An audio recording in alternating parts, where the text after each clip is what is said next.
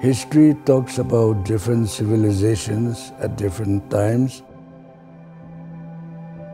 Civilizations were indeed the periods that developed humanity in various fields, including culture. Tenyimia ancestors must have once lived in a period of a civilization, since Tenyimia culture is considered to be a refined one. In Tenyimia society, all are equal. There is no class or caste system. The rich and the poor, the strong and the weak, all can sit and eat together, though elders are normally given the honor to be first in everything. In a village setup, the truth always prevails. No matter how strong or rich a person may be, he can neither control the people with his strength nor influence with his wealth. The village is controlled by the wisdom of few elders who make just and unbiased decisions, and these decisions become the voice of the people, or in other words, the law of the village.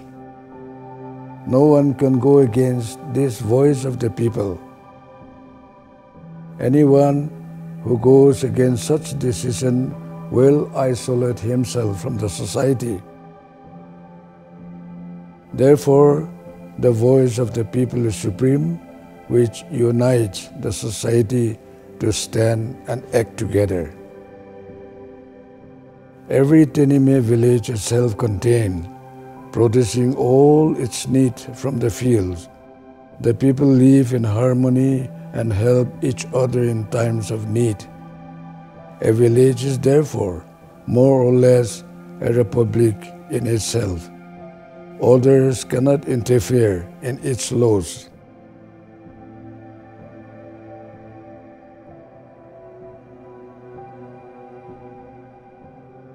The Tenyimia culture is of high order, which is slowly diminishing under the context of transformation of society. And therefore, it has become crucial for young generations to preserve and make serious attempt to recapture the values of our culture.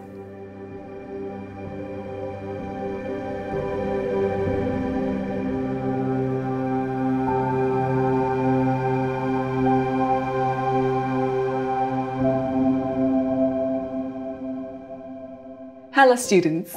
Today, we will be discussing about some positive values that were traditionally practiced and honored by the Tenyimia Nagas. These values are ones that we can rediscover and practice in our daily lives. According to the beliefs of the Tenyimias, there were many different kinds of spirits. Some were good, some were bad. It was believed that man and spirit lived together. However, spirit was stronger than the man, and so man lived in fear in front of the spirits. They lived and acted their whole lives to please the spirits. But above all spirits, Tenyimia forefathers believed in one supreme God who was the creator of all things.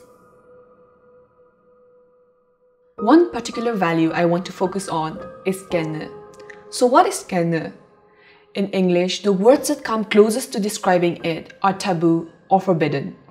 There is no word that exactly describes it to its true meaning. Kenne is considered as sacred and revered. Kenne is used to refrain people from doing things that should not be done. It has religious roots and also controls the social system. Kenne helps in maintaining order and discipline. Here I want to cite an example of kenne. It is said that if you see a wormwood plant plucked and kept on top of an object, or if you see a ball of leaves kept on any item, you should not take that object away as it has been claimed by another person. It is considered kenne to do so. There are many situations where kenne is imposed. Some of these are: it is kenne to laugh at someone's disability. It is kena to call your parents or elders by their name. It is also kena to send them to do chores for you. It is kena to block major roads, public wells, or remove land boundary stones. When someone goes ahead and does something that is considered forbidden or kena, it is believed that the anger of the spirits fall upon them and they are cursed for generations. They can also face misfortune or their lives can be shortened. This is the reason why kena is taken very seriously.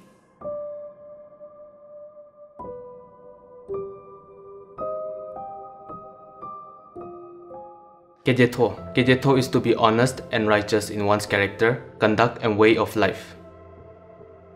Because of these values, a kejetho or honest person is naturally considered trustworthy.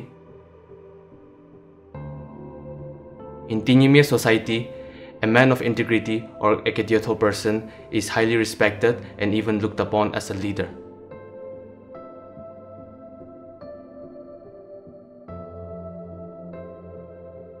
Let me share some examples of kejetho with you. In olden times, when villagers went to their fields, they never locked their doors. It was because they trusted each other and people were generally honest. If anything was borrowed, extra care was taken to make sure that it is returned on time and in good condition. If it is damaged, it is replaced with a good one or one that is as good or even better than the one that was damaged. When the owner of a field is absent, the person working in his field will work harder to avoid any complaints. This is to make sure that the owner is happy with his work. This also signifies that he is a kejetho person. Such were the normal ways of life in the Tenyimia society. Kejetho is an essential value that encourages integrity, accountability to oneself, God and society. When one practices kejetho, prosperity always follows.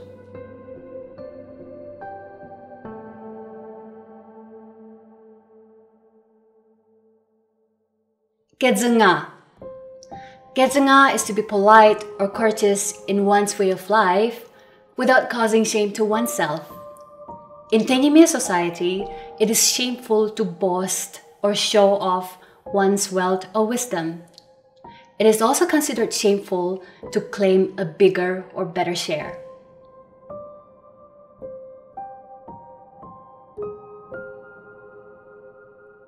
For example, if a group of people were to go to the forest to carry wood, it would be shameful for the first person to pick up the lightest load.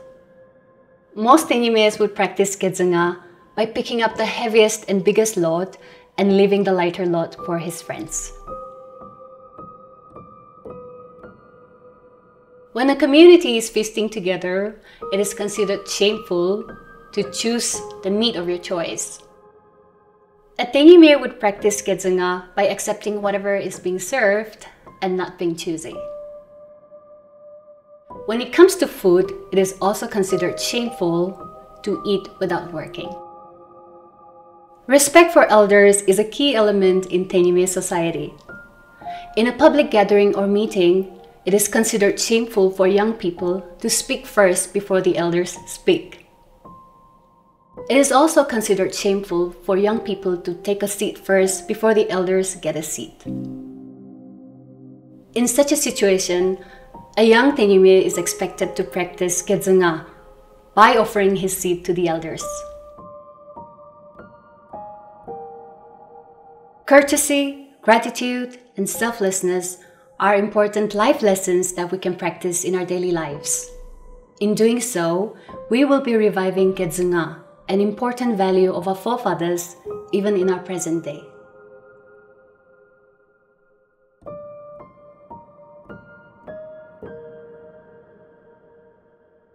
Keteje is to be gracious, respectful, and appreciative. It is giving up one's privilege for the good of others. Keteje is unique to Tenyimia society. It holds an integral part of this community. It is because of this value that a peaceful coexistence is maintained.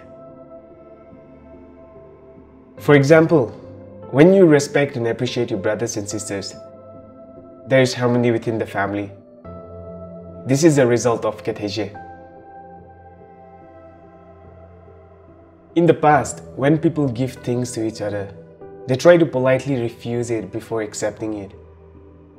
But upon insistence, they receive in a very gracious manner.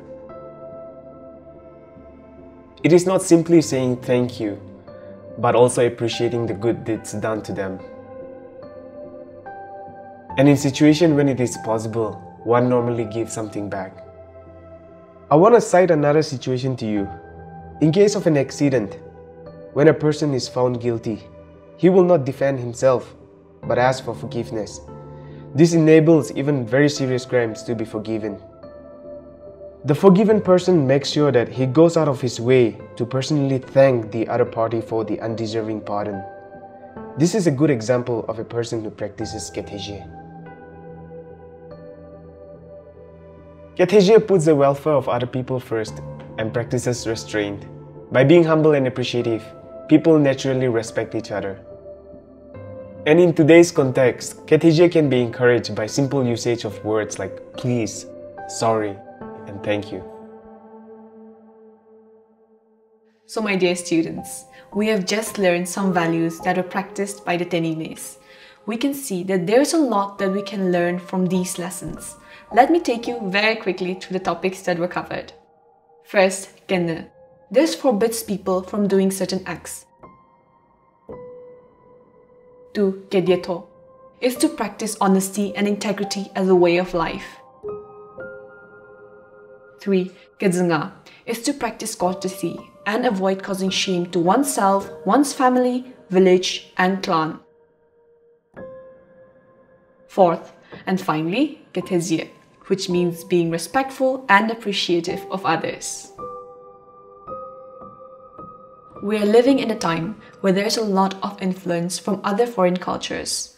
It is no doubt important that we embrace the good qualities of others, but let us not forget the values that have brought us so far. These are the pillars that have built our society, and we need to hold them very close to our hearts. Our culture is our identity, and without it, we are lost.